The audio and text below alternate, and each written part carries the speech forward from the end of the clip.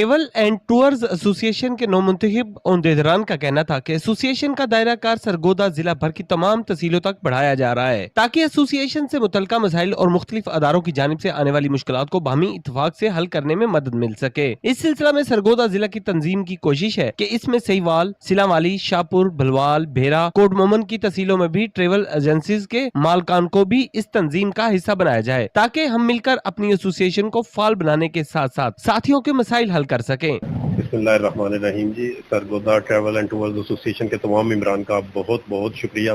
کہ جنہوں نے مجھ پر اعتماد کیا ہے۔ فرسٹ ایئر بھی انہوں نے مجھ پہ اعتماد کرتے ہوئے مجھے صدر بنایا، اور اس دفعہ الحمدللہ بلا مقابلہ انہوں نے جی ہم پہ اعتماد کرتے ہوئے صدر بنایا،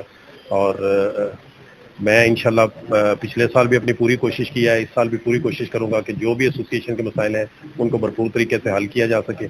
انشاءاللہ آئندہ آنے والے سال بھی خدمت کے اسی جذبے سے آئے ہیں۔ ہماری ٹریڈ کو کورونا کی وجہ سے بہت سارے مسائل رہے ہیں، ملکی لیول پہ بھی